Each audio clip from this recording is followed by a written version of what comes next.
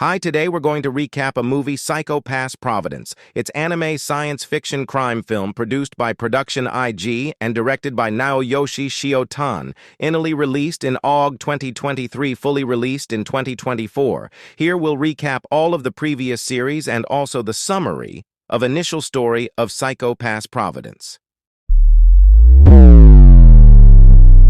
In the start of the movie, in the era of the 22nd century, technological advancements and enhancement make it possible to accurately, precisely measure and quantify a person's personality traits, genetic and behavior, and even their highly fluctuating mental state. Psychological tendencies are calculated regularly and registered and policed as such, the state.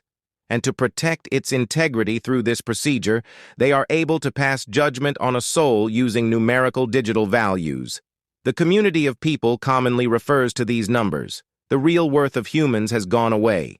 Humanity and human evolution ended, and they are called as one's psychopaths. Some figures are more important than others. The psychopath that gauges an individual's violent nature, behavioral characteristics, and moral leanings is called a crime coefficient. The higher a person's rate of crime, coefficient, it climbs the more likely. They are to break the law in some way. If your crime coefficient exceeds the acceptable range, you'll be arrested and isolated, branded a latent criminal. The state took this matter very seriously and didn't settle in this matter. The civil system is in charge of detecting such potential lawbreakers in the society, and protecting the mental health of society is overseen by the Ministry of Welfare. When a person's crime coefficient is reaching dangerous levels exceeding the limits, CIBL takes action that usually means sending in the Public Safety Bureau's Criminal Investigation Department to handle the threat. Latent criminals hired by the Public Safety Bureau are allowed to return to something like a normal life. These agents are called enforcers. Here they show us a girl named Akane Tsunemori, who was assigned to Division 1 of the Criminal Investigation Department as an inspector. Part of my job was to oversee the enforcers, and she eventually found herself working as an enforcer. Mr. Ginaza. Our other enforcers were Masayoka Kunizuka and Kaguri Karanamori, spoon out. As the analysts together, they were able to successfully investigate and resolve a number of cases through which she executed her duties. Here, Shinya Kogami had another goal in the forefront of his mind. It involved the mastermind behind the unsolved case that got his partner killed, Shogo Makishima. Shogo Makishima was directly involved in multiple heinous crimes. Akane Tsunemori found her close friend was killed right in front of her eyes, and Kagari, who learned the true identity of the CIBL system, went missing. Shogo Makishima was criminally asymptomatic, meaning his crime coefficient did not go up. Due to this unique trait, the CIBL system was unable to dispose of him, allowing him the chance to escape custody. She and her team resumed the pursuit of Shogo Makishima, and here Shinya Kogami introduced Inspector Tsunemori to his mentor, Professor Saiga. Professor Juji, Saiga used to teach criminal psychology at the Public Safety Bureau. Mr. Kogami was his student. She wanted to arrest Shogo Makishima. Shinya Kogami from the department wanted to kill Shogo Makishima, but Inspector Tsunemori wanted him legally judged. So, he ran away from the Public Safety Bureau, ready to part with everything of had. He was choosing his revenge over anything else. Despite Inspector Tsunemori's dissuasion, Mr. Kogami ignored every decision made by the CIBL system and killed Shogo Makishima. And then, he disappeared. Mr. Kogami became a latent criminal in the state. Mr. Masaoka was killed in the line of duty. Mr. Ginoza was demoted to an enforcer due to his worsened crime coefficient. To replace them, Mika Shimotsuki was assigned as the new inspector, and enforcers Sakuya Togane, Teppei Sugo, and Sho Hinakawa came to Division 1.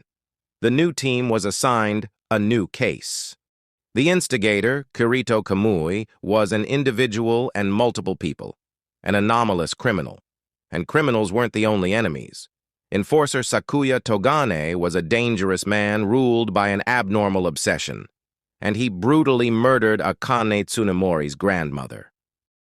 With Kirito Kamui and Sakuya Togane dead, the case was considered solved. After leaving Japan, Shinya Kogami moved from country to country. Unlike Japan, under the protection of the Sibyl system, chaos and conflicts were rampant overseas.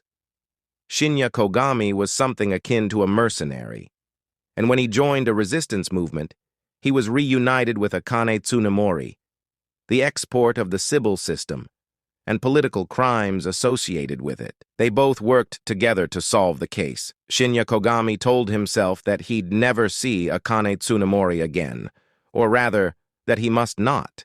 She was a detective in Japan. He's a fugitive latent criminal. It was entirely possible that a meeting between us could become a bloody confrontation. But still, no one knows what the future holds. No matter how far Shinya Kogami ran, destiny would track him down.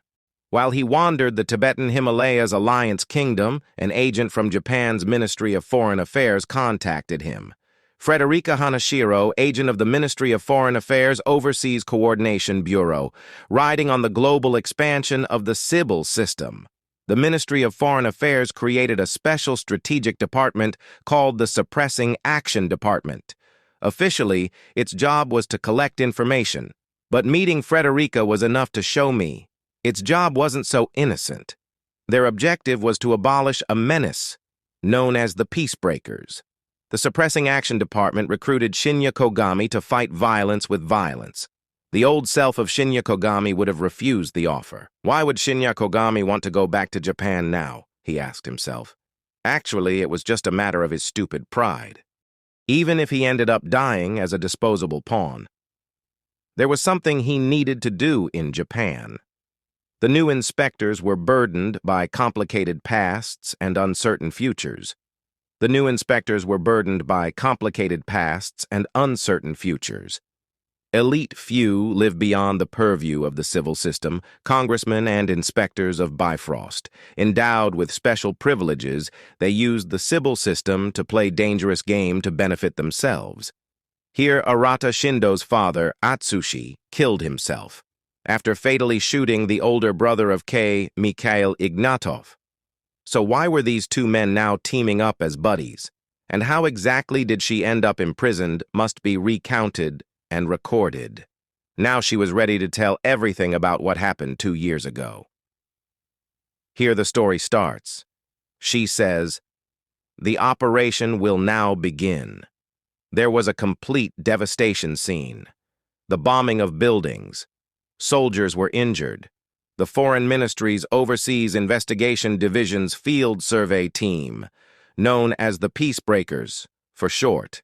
Mankind created an all-powerful God and named it civil, but it is also a man who now attempts to kill that God. Give up the law, will judge you now.